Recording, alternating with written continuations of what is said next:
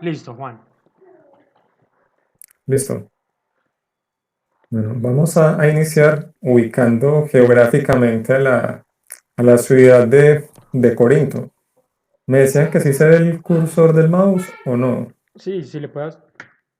Ah, Jaime bueno, sí lo sí, veo. pero está muy pequeño. Le puedo hacer un poco más de zoom ahí ya que está en el computador. Un doble clic, eso, un scroll, eso.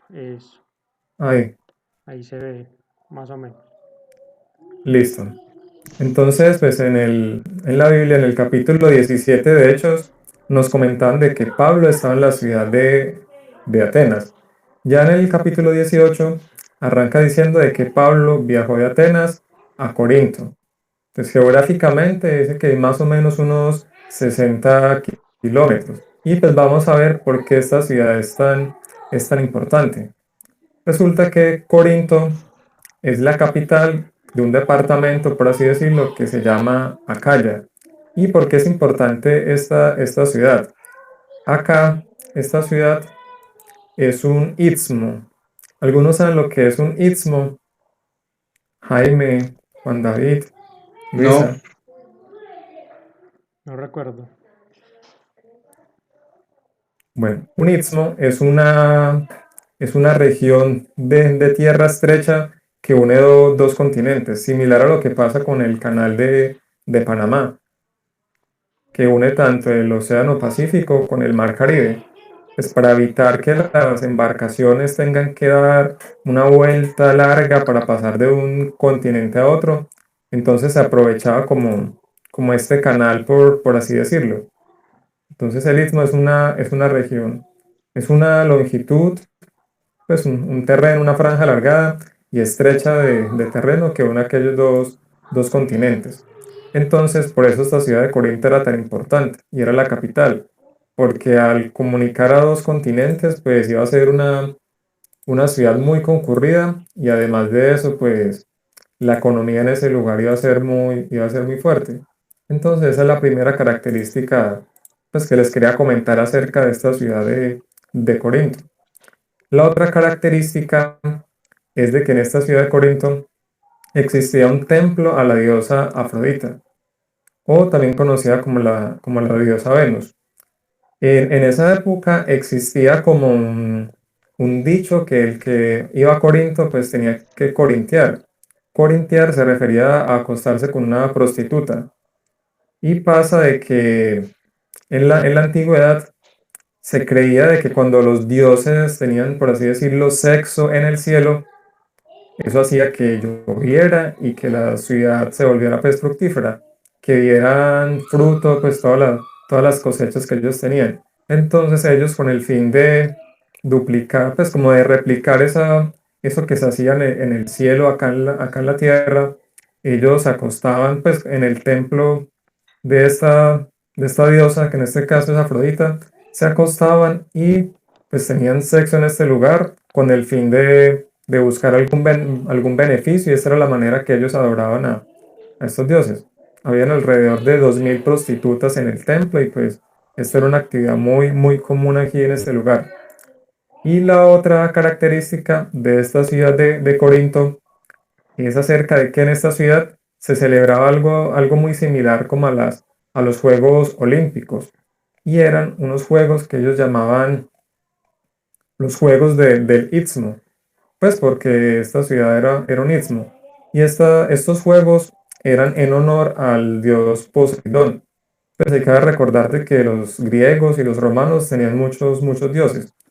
Y pues acá hay algo muy interesante, y es de que el apóstol Pablo, cuando él escribe Primera de Corintios 9, el 24 al 27, si Jaime nos puede colaborar leyéndolo, vamos a entender por qué el apóstol Pablo, o él de dónde vio o escribió estos pasajes. Ok. Primera de Corintios 4 del 9 al 27. Mm, Primera de Corintios 9, Primera de Corintios 9. Del... del 24, Sí. del 24 al 27. Bueno, lo voy a leer en la Reina Valera contemporánea. No sé si quiere otra versión. No, pues cualquiera, no hay problema. Ok, dice. ¿Acaso no saben ustedes que aunque todos corren en el estadio, solamente uno se lleva el premio? Corran pues de tal manera que lo obtengan. Todos los que luchan se abstienen de todo. Ellos lo hacen para recibir una corona corruptible, pero nosotros para recibir una corona incorruptible. Así que yo corro y lucho, pero no sin una meta definida. No lo hago como si estuviera golpeando el viento. Más bien, golpeo mi cuerpo y lo someto a servidumbre. No sea que después de haber predicado a otros, yo mismo quede eliminado. Listo, muchas gracias. Entonces, el capítulo 18 nos habla que Pablo vivió más o menos como año y medio en la ciudad de Corinto. Y como acá se celebraban estas Olimpiadas, por así decirlo, que eran cada 2 años, Pablo vio como la preparación de estas personas. Y ahí puso un ejemplo muy interesante donde compara la vida cristiana con estas personas que se preparaban para estos juegos. Eran juegos tanto de atletismo y también habían, por así decirlo, juegos como, habían competencias musicales, pero más que todo se centraban en los juegos de atletismo. Y pues compara la vida cristiana con esta carrera, donde dice que muchos nos abstenemos de cosas. Y pues los que estamos acá, no sé si me quieran compartir de qué cosas se han abstenido, si realmente ven la vida como una carrera como la describe el apóstol Pablo, o qué cosas pues de pronto se les ha dificultado en la vida como ponerla en práctica y que de pronto necesitemos más de un mayor esfuerzo. Pues yo creo que, digamos, normalmente uno no tiende a abstenerse, no sé si sea muy erróneo a mí. No, yo pienso que uno normalmente no se abstiene, sino que toma decisión entre dos partes y toma la que le llame más la atención o la que uno crea que le va a significar mayor ventaja. Como tal, esa parte, digamos, de abstenerse, y eso tenía ganas de preguntar en estos días, no la veo como tanto de voy a dejar de hacer esto que me gusta tanto, que tanto quiero hacer por hacer esto que realmente no me significa, sino que simplemente lo veo como una decisión que uno toma entre dos lados, en la cual ve que un lado pesa más, así sea en un futuro, por decirlo así.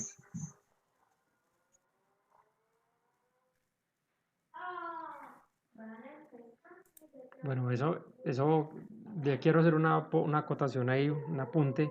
Me parece bien interesante lo que menciona Juan David respecto a la forma en que yo decido, o finalmente la actitud, la motivación por la cual yo decido asumir o tomar una actitud frente a alguna situación que se me presente.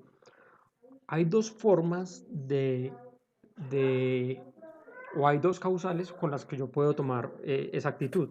La primera es por medio de la abstención, es decir, yo decido abstenerme de eso aunque me genere placer porque alguien me lo recomienda, porque alguien me lo sugiere. Yo digo, bueno, me abstengo y por algo mejor, por algo mayor. La otra forma es, bueno, y esto habla primero de la disciplina, ¿cierto? Yo me abstengo de, como Pablo lo expone en su ejemplo, el que corre se abstiene de muchas cosas para poderse preparar para la competencia. La otra forma es cuando yo hago la comparación, como lo dice Juan, entre las consecuencias de hacer eso o no hacerlo. Es decir, yo visualizo los resultados que eso me va a traer y con base en eso, entonces decido tomar la actitud. Hay dos cosas frente a esto.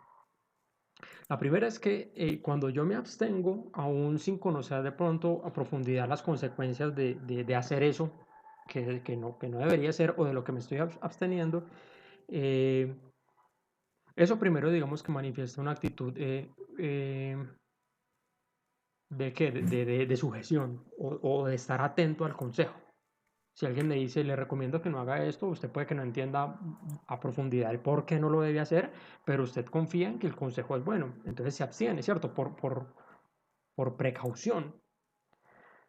Pero cuando usted analiza y entiende que las consecuencias de eso definitivamente no convienen, y que por eso entonces usted toma la decisión de no hacerlo, pues entonces ahora su convicción y su actitud ya tiene un fundamento racional, y eso va a hacer que usted cada vez que se exponga, o sea, frente a esa situación, evalúe las cosas de manera racional, ¿sí? ¿Por qué son importantes ambas?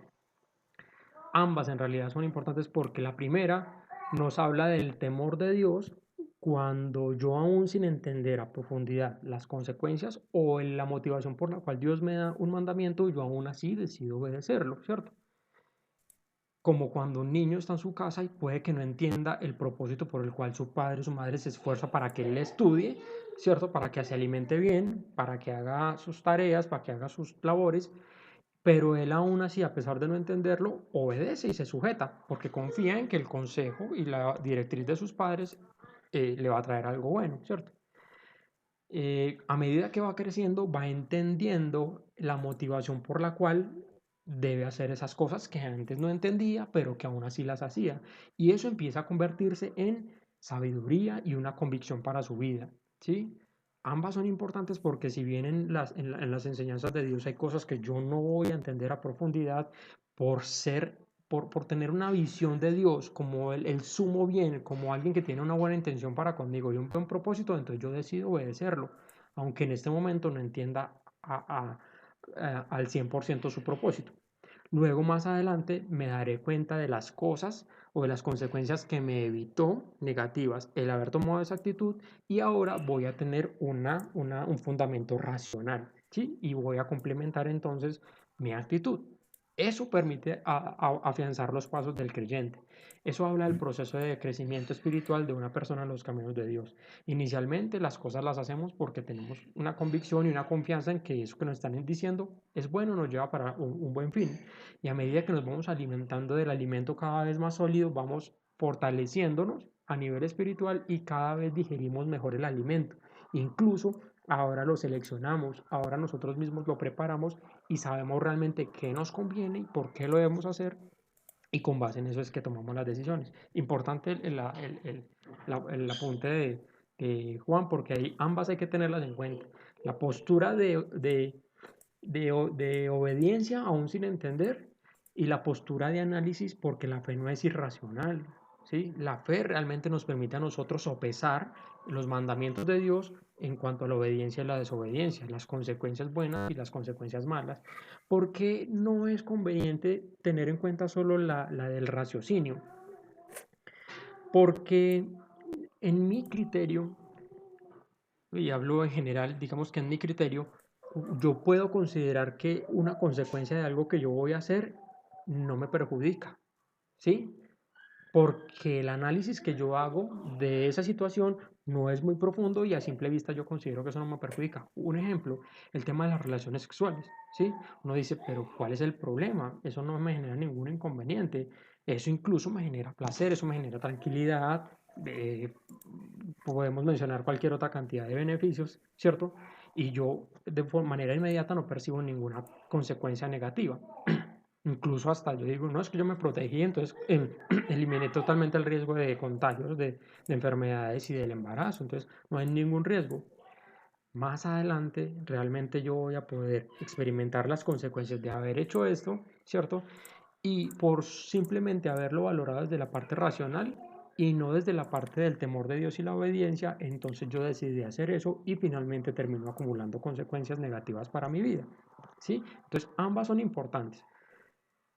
Primero el temor y segundo el raciocinio. A medida que vamos creciendo, vamos analizando a profundidad el peso de los mandamientos de Dios.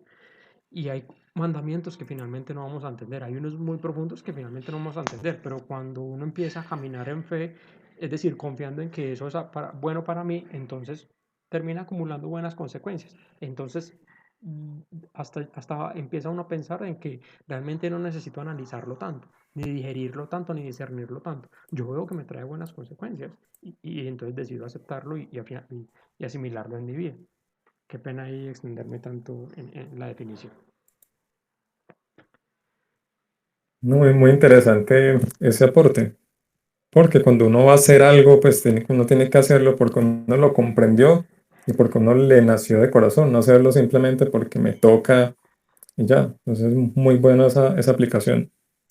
Bueno, entonces acá ya vimos qué había en la ciudad de Corinto, por qué era importante esta ciudad. Ahora vamos a ver qué pasó con Pablo. Vemos que cuando Pablo llegó acá, pues a este lugar, dice que él se encontró con dos personas, Priscila y Aquila, y dicen que esas personas habían sido expulsadas de Roma por un emperador. Este dato es muy importante. No sé cuántos, pues, que tenemos amigos ateos nos han dicho que Jesús realmente es un mito, que Jesús no existió, que es una historia inventada. Resulta que hay algo que se llaman los testimonios no cristianos de la existencia de Jesús. Estos testimonios son recopilaciones donde los historiadores, por ejemplo, hay un historiador famoso que se llama Flavio Josefo, era un historiador judío con nacionalidad romana, donde él en sus libros redactaba cosas que sucedían en la época en que más o menos vivió Jesús. Y también hay otro historiador famoso que se llama Suetonio. Resulta que ese historiador registró ese hecho que habla ahí al principio de la historia de Hechos 18. Él habla en uno de sus libros, explica de que hubo una revuelta, de que el emperador Claudio se cansó de que los cristianos estaban organizando tumultos, instigación por un tal Crestos. Y pues analizando bien, los historiadores coinciden de que ese Crestos es Cristo. Entonces acá, a raíz de ese versículo y de esa historia, tenemos un argumento fuerte para decir que Jesús, digamos que sí existió, que hay datos históricos que realmente sí, él sí existió. No sé, Jaime, si se ha topado de pronto con amigos ateos que cuestionan esto, que dicen, no, es que Jesús no existió, muéstrame pruebas de que él realmente existió, muéstrame pruebas ajenas a la Biblia de que él sí existe. Sí, realmente sí, y hay una gran cantidad de gente que habla sobre esto. Incluso acabo de terminar, les comentaba ayer a los muchachos en el estudio, que acababa de terminar una discusión, incluso realmente hoy fue que la terminé con un ingeniero de la Universidad Tecnológica respecto a las posibles causas del origen del universo y de todo lo que existe. Y él considera la Biblia y la versión de Jesucristo como una versión fantasiosa. Entonces las conclusiones de él son: me parece que la Biblia, como cualquier obra literaria, mezcla la realidad con la fantasía.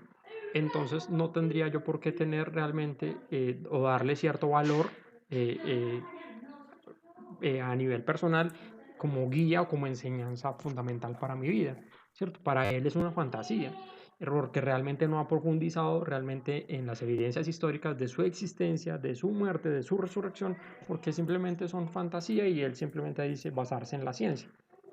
Entonces sí, realmente sí los he encontrado y unos detractores bien acérrimos en su postura y no admiten realmente la veracidad de los hechos, a pesar de que creo que he identificado como cinco autores no creyentes que mencionan entre sus escritos la existencia de Jesucristo, ¿sí? No creyentes, entonces uno diría, bueno, pues es que esta gente, si es atea, realmente debería haber ido en contra de una cultura en la que él no cree, o una creencia en la que él no cree. Pero finalmente son honestos a nivel intelectual y con la historia y terminan incluyendo y relatando lo que realmente sucedió en sus épocas. Sí, sí, los he encontrado. Yo creo que, ah, que me interrumpo, yo creo que es muy interesante porque también, digamos, ahí lo que hemos leído de Hechos, encuentra uno que todos los opositores a los apóstoles efectivamente también sabían que pues venían de parte de algo muy divino porque resultaban pues teniendo las muestras de que eran pescadores, de que eran personas sin estudio y terminaban con el conocimiento tan grande. Igualmente a ellos no les daba tanto miedo como de que fueran, o sea, realmente reconocían que era algo divino y pues, así mismo también lo confrontaban. Entonces muchas veces la gente se apega a su sistema porque dice, pues si yo no defiendo mi sistema, viene, por decir así, el evangelio y me lo tumba.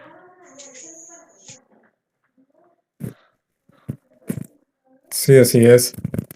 Entonces es importante pues tener en cuenta este pasaje de Hechos y corroborarlo de que hubo un historiador que sí lo registró en sus libros para cuando alguien nos, como Jaime decía, cuando alguna persona nos increpe y nos diga, no, es que Jesús realmente no existió, es una fantasía.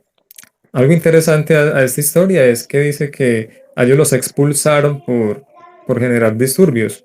Si hemos leído pues Hechos Ujú. desde que arrancó, en el segundo viaje de Pablo uno ve que él tuvo muchos problemas. Si uno ve Hechos 16, meten a Pablo a la cárcel, lo apedrean porque dicen que él estaba enseñando cosas contrarias a la ley de los romanos. En Hechos 17 también tiene problemas. Pues a cada ciudad que Pablo llegaba había un disturbio, había un problema. Y generalmente esos disturbios eran causados por culpa de los judíos. Los judíos siempre tenían problemas con los judíos. Y pues hay unos emperadores o gobernadores en la región pues que simplemente no les ponían cuidado. Pero este emperador Claudio definitivamente él sí se enojó y expulsó a toda esta gente. Porque me imagino que los disturbios acerca de Cristo pues eran permanentes. Es lo mismo que pasa cuando uno les predica el mensaje a alguien. De pronto es un mensaje que incomoda a las personas porque los saca de su zona de confort, los confronta a que tienen que renunciar a algo que realmente está mal, lo que nos decía ahorita Juan. Nos muestra, pues la Biblia nos muestra qué cosas estamos haciendo mal, pero ya depende de nosotros tomar la decisión de si realmente lo hacemos porque nos tocó o lo hacemos porque nos nace en el corazón. Entonces esta situación se repite mucho en todo este libro. Y algo muy interesante es que los judíos no querían aceptar este mensaje porque ellos acusaban de blasfemo a Pablo porque decían de que Jesús era el Mesías, de que Jesús realmente era Dios. Eso era lo que él estaba enseñando y precisamente lo enseñó en Hechos 17 cuando estaba en Atenas. Les habló de un Dios desconocido y les dijo que ese Dios que ellos no conocían era el mismo Jesús. No sé si de pronto pues alguien ha tenido las dudas o no sabe cómo demostrar de que Jesucristo realmente pues sí es Dios. Y esto lo encontramos, los mismos opositores los encontramos hoy en día, como es el caso de los testigos de Jehová. Ellos siempre están con su doctrina de demostrar todo lo contrario. No sé, Luisa, si se ha topado con ese tipo de personas que tratan pues, de afirmar de que Jesús no es Dios. Juan. Pues yo creo que hasta de pronto, hasta nosotros mismos en algún momento hemos sido los que hemos tomado, pues por lo menos yo en algún momento fui el que tomé la postura de, de llegar y decir, pues a mí no me parece. Obviamente sí hubo un momento en que la tomé y desde el lado más desgraciado que es desde el lado donde uno opina, porque alguna vez uno escuchó un pensamiento de otra persona, pero ni siquiera se detuvo uno a pensar, ni siquiera se detuvo uno a pensar, venga, Dios no existe porque, y uno ve, porque es que Dios no existe, pues yo no sé, pero bueno, algo así. Pero ya cuando uno empieza como a buscarle algunas respuestas a la vida, se inclina por un lado o por el otro, igualmente, o se inclina por el que Dios existe o por el que Dios no existe, pero por lo menos ya tiene un fundamento en cual sembrar su respuesta. Sí. Bueno, usted tiene Biblia de pronto ahí. La del celular. Usted de pronto me puede colaborar leyendo Juan 10:33. Sí, pero bueno.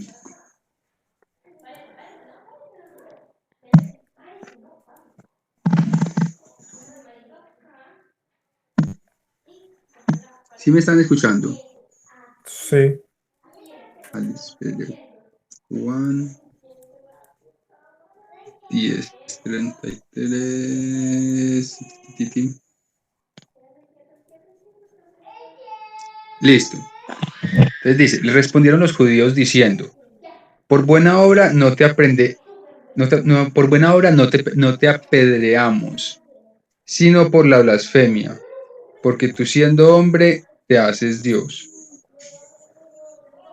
Así es. Entonces, esta misma situación fue la que Pablo se enfrentó cada vez que llegó a una ciudad diferente en donde habían judíos.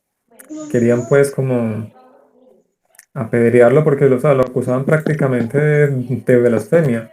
Ellos no podían concebir en su mente de que una simple persona realmente fuera ese Dios encarnado. Sí, Jaime, quiero opinar algo acerca de este tema ya para ir finalizando. No, ese tema es bien profundo. Aquí nos podemos quedar mucho rato hablando de eso. Eh, ¿Qué les digo? El asunto es que yo les he hecho mucho énfasis en los estudios en cuanto a la religiosidad y al fanatismo en comparación con la diligencia o con la disciplina del estudio juicioso de la palabra y de la revelación del Espíritu Santo. ¿Por qué primero contra el fanatismo y la religiosidad? Porque el fanatismo y la religiosidad se ponen por delante de la verdad, ¿cierto? Y el fanático y el religioso no está abierto a recibir ningún tipo de postura diferente a la que él cree, así él no pueda defenderla. Está el otro extremo, que es el que es diligente a la hora de estudiar la escritura, pero incluso que aún no ha recibido la revelación del Espíritu, como son la mayoría de los fariseos que veíamos que se encontraban con los discípulos y con el mismo Jesucristo. Recordemos el caso de Jesucristo y Nicodemo, que Nicodemo era un fariseo, ¿cierto? Eh, recordamos el concepto de fariseo, que es una persona estudiada y conocedora de la ley, de la escritura del Antiguo Testamento, y resulta que Nicodemo no entendía cuando Jesucristo le decía que si no nacía de nuevo, no podía entrar en el reino de Dios, ¿sí? Y él le decía, ¿cómo puede ser esto posible? ¿Cómo puede ser que un hombre siendo viejo nazca de nuevo? ¿Cómo entrará? ¿Acaso entrará nuevamente al vientre de su madre? Y Jesucristo le dice, tú siendo fariseo, siendo maestro de la ley, no entiendes, no entiendes la ley. Si no entiendes las cosas terrenales, ¿cómo te voy a revelar las cosas celestiales? Y luego le dice, de cierto te digo que si no naces del agua y del espíritu, no puedes entrar al reino de los cielos, ¿cierto? Jesucristo le está hablando en un nivel espiritual y Nicodemo lo está todavía viendo en un nivel terrenal y físico. Entonces, a pesar de tener conocimiento de la escritura, no tenía la revelación del significado de la escritura. Y por esa misma postura es que muchos no creían en que Jesucristo realmente fuera el Mesías profetizado en la antigüedad. Entonces, ambas cosas son dañinas o afectan la creencia en Jesucristo. La primera es la religiosidad, porque de pronto no me permite a mí abrirme a las posibilidades y analizar de forma un poco racional las evidencias de otras posturas. Y lo segundo es la falta de la llenura del Espíritu Santo, porque hasta que el Espíritu no me da a entender el significado de su enseñanza, de la enseñanza de Dios, yo no puedo realmente conocer a Jesucristo. Jesucristo mismo dijo que el Espíritu Santo lo glorificaría a Él, ¿sí? Que el Espíritu tomaría de Jesucristo para darle a conocer a los demás. Y luego dice que todo lo que Él tiene es de Dios, porque el Padre se lo dio. Es decir, hace una relación completa entre Padre, Hijo y Espíritu Santo, y dice que el Espíritu Santo lo glorificaría a Él, que les hablaría de Él y que los convencería de que Él realmente es el Hijo de Dios. Por eso yo solamente con el conocimiento teórico no puedo creer que Jesucristo es el Hijo de Dios, ¿sí? Porque a pesar de que las evidencias sean tan claras como las que yo les comento que le manifesté a este ingeniero con el que estaba debatiendo, si el Espíritu Santo no me da la convicción a mí de que realmente eso es así, yo no puedo creer en Jesucristo, ¿sí? Entonces hay una necesidad de que realmente tengamos una relación con las tres personas de la divinidad, las tres personas de la Trinidad, ¿cierto? Para yo poder realmente creer en Dios y poder conocer los atributos de Dios. Jesucristo dijo, yo soy el camino, la verdad y la vida, y nadie va al Padre si no es por mí. Es decir, que hay una dependencia de nosotros de nosotros para con Jesucristo para poder conocer al Padre. Y luego Jesucristo dice que el Espíritu es el que nos convencería de pecado, justicia y juicio, y que sería el que nos daría a conocer realmente la naturaleza de Jesucristo. Es decir, sin Jesucristo no vamos al Padre y sin el Espíritu Santo no llegamos a Jesucristo. Hay una relación total. Y luego dice que el Dios es el que da el Espíritu al que se lo pida. hay una relación completa entre las tres personas de la Trinidad, y nosotros necesitamos de las tres para poder entender los atributos de Dios que no obedecen a atributos terrenales, o al menos no todos, ¿cierto? Entonces yo puedo tener todas las evidencias de la deidad de Jesucristo, pero si el Espíritu no me da convicción de que realmente eso es así, yo puedo ser un teólogo ateo. Un teólogo por el conocimiento teórico, pero ateo porque no tengo la revelación de. Y ayer les hacía diferencia las dos palabras que Jesucristo utiliza cuando habla cuando se refiere a los días postreros y les dice, muchos me dirán, Señor, en tu nombre profetizamos, expulsamos demonios y hicimos una cantidad de cosas, y Él les dice, apártense de mí, hacedores de maldad, nunca los conocí. Hacíamos diferencia entre la palabra gnosis y la palabra ginosco, y entendiendo que la gnosis era el conocimiento teórico, pero el ginosco era el conocimiento vivencial, ¿sí? Que solo nos lo permite vivir el Espíritu Santo en la medida que yo pongo por obra la palabra de Dios. Respecto a la deidad de Jesucristo hay muchas cosas por decir, ¿cierto? A nivel científico, a nivel histórico, a nivel de la medicina, a nivel de la creencia cristiana, a nivel de religión. Hay muchas evidencias, ¿sí? Realmente habría mucha tela por cortar, pero me agrada algo de lo que decía, me llama la atención de lo que decía Juan ahorita, de la forma como Pablo en Corinto tomó una situación que se estaba viviendo en ese momento, como lo eran las competencias, para hacer una aplicación y una enseñanza con base en ellos, con base en eso que ellos entendían, ¿sí? Les utiliza el contexto inmediato de ellos para darles una enseñanza que ellos puedan entender. Y este ejemplo, porque, perdón, no recuerdo por qué les iba a decir esto, pero esto habla de la comunicación asertiva, ¿sí? Yo puedo tener muchas evidencias, pero a cada persona tengo que hablarle de una manera diferente, es decir, de acuerdo a lo que la persona entiende, para yo poderle llegar con un mensaje adecuado. No puedo llegarle con unas evidencias en cuanto a cosmología, astronomía, química y física a una persona que si apenas acaso tiene un bachillerato o apenas empezó la universidad, ¿sí? Y no puedo llegarle con evidencias teológicas a una persona que realmente tiene un fondo netamente científico, ¿cierto? Son cosas que no encajan en cada lugar. Y la asertividad en cuanto a la forma de transmitir el mensaje también solo la da el Espíritu, ¿sí? Vemos que Pablo era un conocedor de la ley, pero solamente cuando tiene un encuentro con Jesucristo y es lleno del Espíritu Santo es que decide o empieza a tomar la actitud de ir a enseñar el Evangelio en el nombre de Jesucristo. Y en Atenas lo hizo de una forma, en Corinto lo hizo de otra forma, en Antioquía de otra forma, teniendo en cuenta el contexto que lo rodeaba para darse a entender de acuerdo a la cultura y a la situación que se estaba viviendo en ese momento. Hay mucho por hablar al respecto, pero yo creo que el tiempo no nos da, Juancho, así que le doy la palabra nuevamente.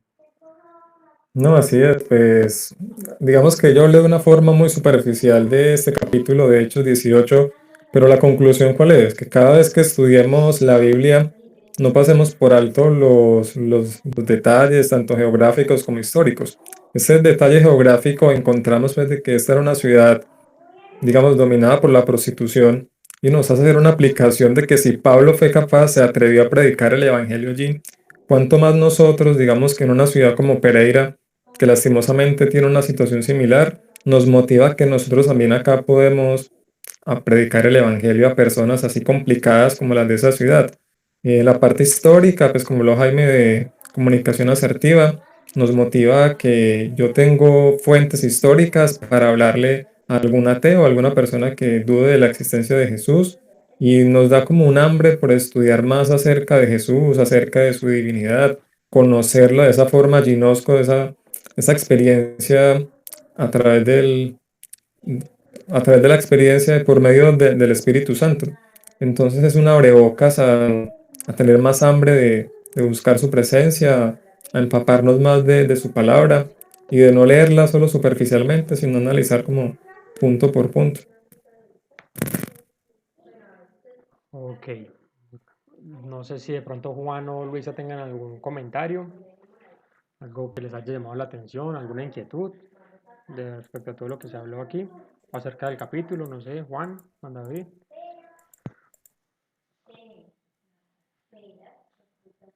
Si está todavía por ahí. Juan como que se fue. Ah, mira que Juan se desconectó. Sí, tenía clase ahora. Perdón, no había visto. Él tiene clase a las 7. Entonces, no, así concluimos entonces el estudio del día de hoy. A Luisa les recomiendo entonces estudiar o leer el capítulo 19 para que mañana continuemos. Y entonces vamos a orar para terminar. Listo. Dispónganse ahí como consideren conveniente y que rindan reverencia a Dios. Amado Padre, gracias nuevamente, Señor, te damos por este tiempo de estudio, mi Dios. Sabemos que tú eres el que nos convoca y el que coloca en nosotros ese sentir por conocer cada día más de tu palabra. Tú lo has dicho, amado Señor, que nadie puede ir a ti si el Padre no se lo concede y que nadie puede ir al Padre sino por medio de ti, amado Jesús. Te damos gracias, Señor, porque tú has colocado en nosotros ese deseo de conocerte cada vez más, de escudriñar tu palabra y de realmente conocer tu voluntad.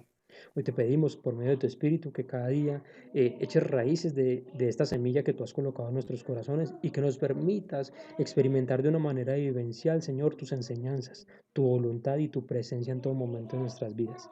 Te damos gracias por este tiempo, por cada una de las personas aquí presentes y convocadas, mi Dios. Te damos gracias por esta enseñanza y te pedimos que cada día tu Espíritu nos llene más y más de ese deseo de conocerte a ti y de transmitirle ese mensaje a las personas que tanto necesitan de ti. Quedamos en tus preciosas manos, mi Dios, en el nombre de tu Hijo, nuestro Señor Jesucristo.